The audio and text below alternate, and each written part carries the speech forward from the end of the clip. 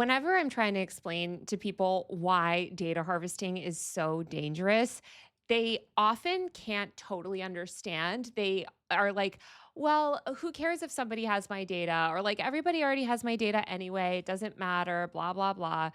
And I know that that kind of nihilistic or feudalistic thinking, like, it is the easiest thing to jump to because it does feel so futile, I guess, to try to fight this stuff. It does feel like we're up against these massive, corporations. But I think we're just starting to see the ways that data can be weaponized against us. Obviously, it's been happening for a while. Your data is used to like discriminate you, to give you higher car insurance rates, make you pay more for healthcare, et cetera, et cetera. But now with Google and this whole partnership that they're doing with Apple, et cetera, I think we're going to start to really see people potentially notice more and more about how they're discriminated against using their data. So there was a good article out in The Lever this week titled Google's AI Knows What You'll Pay. And it's about how Google is leaning further and further into surveillance pricing. So I wanted to play this video that I thought was a good summary of what's going on. Oops. Pricing in search. If you've been tracking what's happening with Google. Sorry, you missed the beginning. He said Google's putting surveillance pricing in search, aka when you search something, you're going to get surveillance price. Surveillance pricing or dynamic pricing means some people pay more and some people pay less. Google last week, they made 3 big announcements. The first is that their AI product Gemini is going to be able to read your Gmail, it's going to look through your YouTube, your photos, everything. Gemini is going to have access to all of your data. The second is that they're partnering with Apple to give Siri access to Gemini so that it's like going to be powered by Gemini, but it means that now they're going to have access to a lot more of your Apple data. The third announcement is the big one. They're launching a new Gemini-powered ad service that's going to allow them the ability to offer custom deals to specific shoppers who are ready to buy without having to extend the same thing to everybody. So they're going to know everything about you, everything everyone said to you, everything you've ever looked at, everything you've anywhere you've ever gone. They're going to know how much money you have. They're going to know what is needed in your life if you're a parent and you need diapers. It's back to school season and your kids need shoes and supplies. If it's cold and you need a jacket, they're going to figure out the best way and the highest price they could possibly sell to every single person. And they're going to sell to you. But because they're going to be the middleman between retailers and us, the consumers, they're going to be taking this cut. So get ready to not have prices be a thing anymore. It might be time to get away from Google. Maybe. Okay. Google is... So I want to just pull up the actual Lever story really quick so that we can go through it here. Okay, so here's the actual story. Okay, so here are just some of their partners as well. But I want to kind of call attention to the framing of this. This is really bad. Obviously, like none of us wants to pay more for certain things. None of us wants surveillance pricing. This is really bad.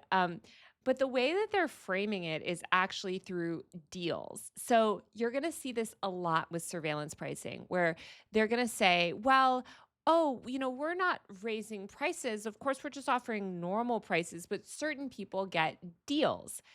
Obviously, this is really bad faith, like convenient framing, because it does mean that other people are paying more. So you could argue that like, okay, well, yeah, the default price is $100. And then depending on your data, you can pay, the full $100 or less. But it's just a way to get consumers on board, because consumers are like, well, I love a deal. Sure, it doesn't matter if they have all my data because maybe it'll give me a deal. Yeah, but maybe that data will also be used to force you to pay more. Like the point is that if Gap is having a sale, or if, Home Depot or Lowe's or Walmart, these other companies that they're partnering with, if they're having a sale, they should make that sale available to all consumers. They should say, okay, everything is 20% off, right? Like on this section of the website or whatever. Instead, what these companies are moving to is they're like, well, maybe you shouldn't get the 20% off. Maybe you shouldn't get the 20% off because we actually know you're kind of rich, or we actually know that you just got paid. We actually know that your paycheck was just deposited yesterday. So we're not going to give you the 20% off. We're not going to show that to you. you're going to pay the higher price, the standard price. And of course, it's only a matter of time before certain people actually get raised prices as well. That's the whole point of dynamic pricing, surveillance pricing. Um, Instacart famously did this. Somebody brought it up in the chat. But yes, Instacart was charging people different prices based on essentially a lot of different factors. And yeah, there was a huge backlash. They finally were forced to, roll it back. But this was not before they inflated people's grocery bills for years. Okay. In some cases, as much as 23% higher. People were paying 23% higher for their groceries based on AI surveillance. It's incredibly dystopian and bad, and was, again, the same prices, like for the same things we're not being shown to the same people. So here's some people, this is a good example of like, what everyone was forced to pay. So you can see, like, okay, maybe it's not a huge difference between 114 and $123, but those things add up. And that's just for this like fake grocery order that they made, for the purpose of this of studying this stuff. Like it could be even more, like oops, my thing's coming out. Some of these differences in prices could be even more pronounced. Consumer Reports found that about 23 sorry, Consumer Reports found that about 3/4 of the products that they checked on Instacart were offered at different prices to different customers, with price variations for the same products ranging from as little as 7 cents to almost $3 per item, which is just shocking. It's really frustrating. And I think they point out here, let me just see if I can make this a little bigger so you guys can read it. Algorithmic pricing is usually invisible to consumers who typically only see the prices that they're offered. Researchers, meanwhile, are rarely granted access to the complex systems of algorithms, AI, and data that parcel out individual prices. Consumer Reports investigation, which involved orchestrating simultaneous online shopping sessions with hundreds of volunteers, aimed to peek inside the black box. Instacart has disclosed its pricing experiments in corporate marketing and investor materials, noting that shoppers are not aware that they're in an experiment. But the company described the resulting price differences as small and negligible. Well, it's not that small and negligible when you work really hard and are maybe not economically privileged, or you're struggling, right? Or just even if you're not struggling right now, like you shouldn't be paying 23% more for your groceries at the end of the week. So it's really crazy. And as Consumer Reports noted as well, the scope of this price experimentation is significant when food costs are rising at the fastest rate that they have since the 1970s. It's terrifying. It's really bad. And I think it's really cool that they did it through this like crowdsourced way where they had like all these volunteers participate. I think it shows how like when people come together, we can really get accountability from these companies. They say in one test conducted on September 4th last year, 39 volunteers used Instacart to shop at a Safeway in Seattle. Each placed 20 different products in their virtual grocery basket and captured a screenshot of the prices. Instacart offered most shoppers the same basket of groceries at 5 different prices. Crazy. The difference between the lowest and highest priced items was $9.59 or 8.4%.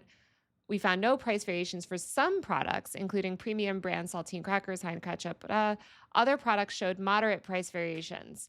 So some people are paying 8% more for Ruffles, 9% more for cereal. Eggs were also 8% higher. Some were even, oh my God, look at this. Almost 25% higher for peanut butter. Some people were paying 25% more for peanut butter, 22% more for wheat thins. Some people are paying almost $5 for wheat thins. Some people are paying $3.99. Turkey as well, almost 23%. It's just crazy. Like, it really adds up. They said this could translate into a cost swing of $1,200 per year or more, right? Depending on how often you're buying groceries.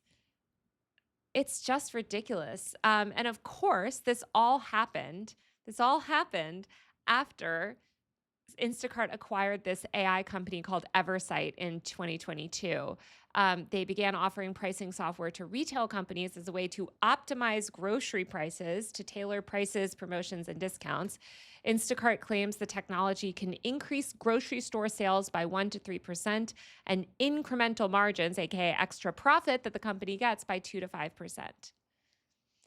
So basically, they bought this AI company, and look at how AI is being used. It's just appalling. Experts who examined our findings told us Instacart and its partners appeared to be trying to determine how price sensitive consumers are. Basically, how high a retailer could raise the price of an item before consumers decide not to buy it. That motive was confirmed in an email exchange between Instacart and Costco that was accidentally sent to Consumer Reports by Costco after we contacted the company for comment in our findings. I love when these companies are stupid and like accidentally. For some reason, this happens more frequently than you think. They get an email request for comment from a reporter and they freak out, and then they like accidentally reply to that reporter with like their nefarious schemes outlined. Like that has happened more than you would think. Um, but it's just depressing. And so you can see Costco's complicity here. They're like rounding things. So this is explaining, wow, that some people would pay up to $7 while some people would just pay $3 for the same price of chips. I mean, that adds up, right? Paying $7 versus paying $3 is significant. And the fact that all of this is being integrated into Google should really scare us, because Google, like, I don't know how many people use Google for shopping, but it is a huge sort of gateway to a lot of these e-commerce sites. And a lot of times people, literally just last night, I was looking for a specific moisturizer that I wanted to buy. And like, I went on Google, I searched it up, I click on that little carousel of shopping thing. Like, it just shows how, these big tech companies kind of insert themselves into this e-commerce ecosystem, which they also dominate, and are using AI to make all of us pay more.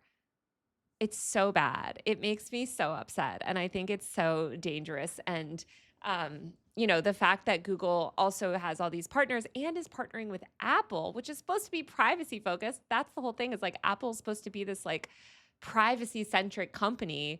And now they're going to have our data. They're going to know, yeah, like who we're talking, all this information that was previously private. And that's going to be used to see, again, our price sensitivity, AKA, will we pay $7 or $3 for the same bag of chips? Right. And so if a retailer sets the price here, it will sell all these bags for more. So this is just showing that like they essentially optimize pricing based on like getting, how much people pay. So see, here's a good visualization, right? So if you have the same price for everyone, you're not getting, oops, you can't see, but like you're not capturing this money, right?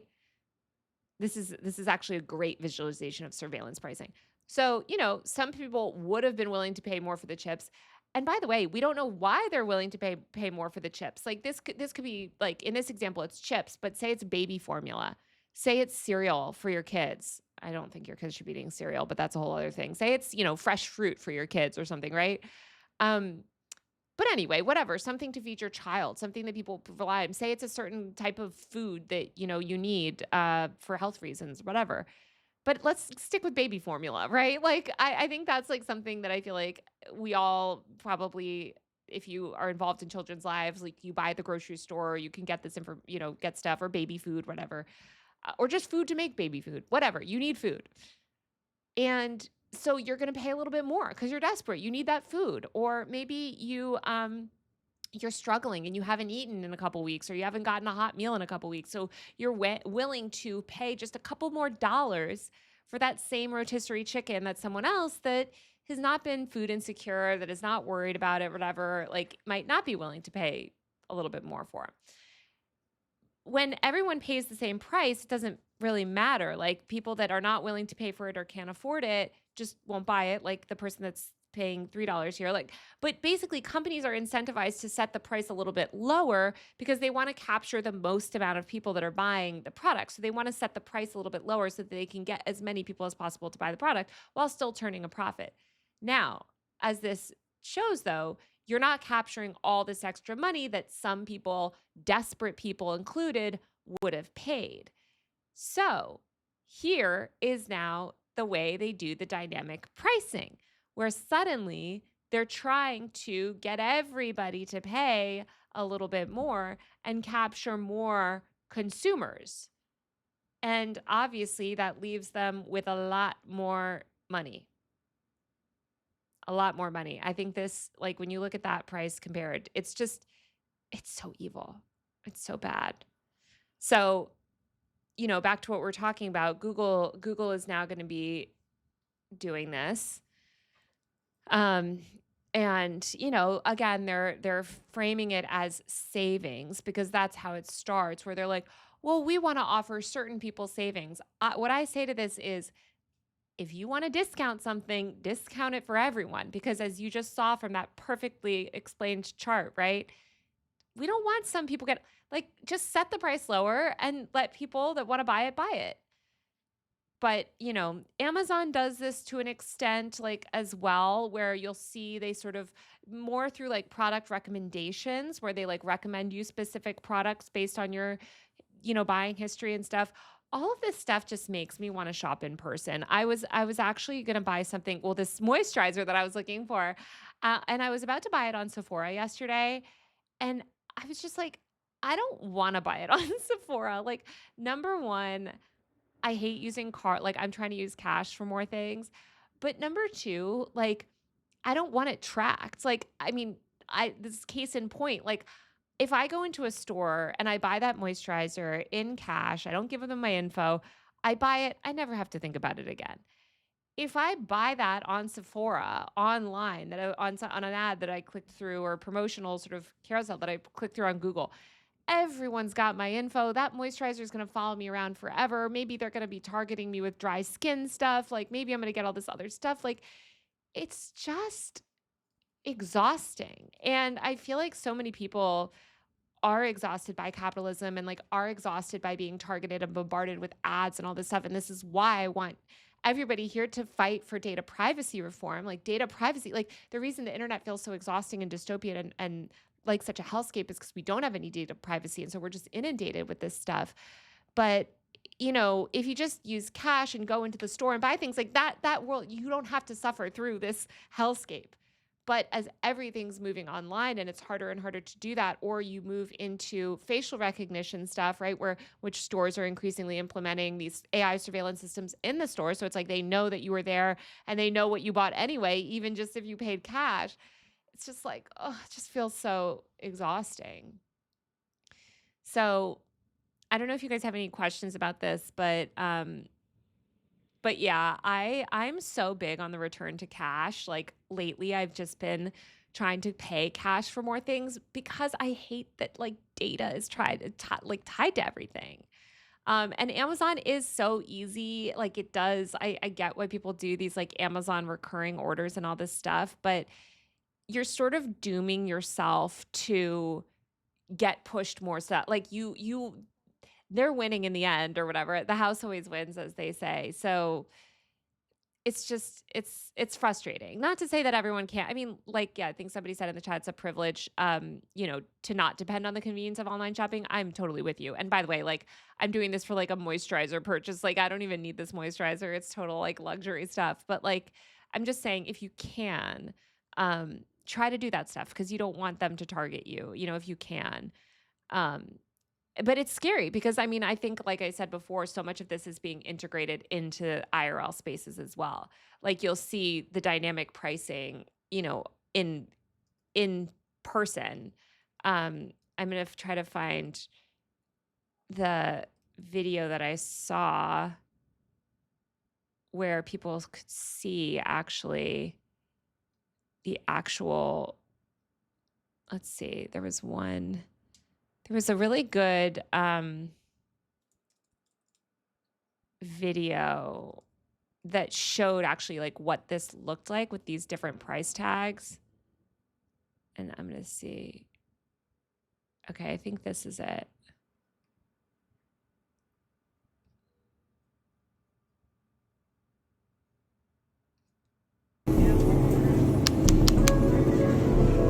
Oh, they're trying to make it look like it's not digitized. These You cannot trick me. So I guess these are not digital, but they're trying, or they're, sorry, these are digital, but they're trying to not make them look digital, which is so shady, but I guess it's, yeah, it's meant to show it. There was a really good video that I saw a while ago on Twitter that I tried to find before this, sort of showing things in action.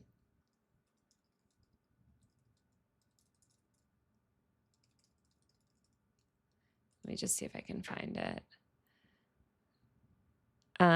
Just because that you guys can see it, and also just that you could start to like basically see what this looks like. I just see a bunch of coverage of this stuff, which is great, but you'll see it looks like these little it looks like these little tags essentially where they show different prices to different people, and those prices are not necessarily different people. Right now it's based on more like geographic information, other information, but they're harvesting data and everybody's getting different prices. So it's brutal. It's not just all these, it's like it's all these companies. Somebody said Kohl's as well. It's a lot of grocery store brands, a lot of big box brands. Like I mean, so many of these big companies are data harvest. Like they're amassing data on you anyway. So it's bleak. Try to buy things in person, in cash if you can. It's like very hard, but again, this is also like why I support going. This is hugely privileged as well, but like to your local farmers market if you can. Like just try to opt out of these systems as much as you can. It's kind of a hellscape. It's kind of impossible to do that, but something to think about.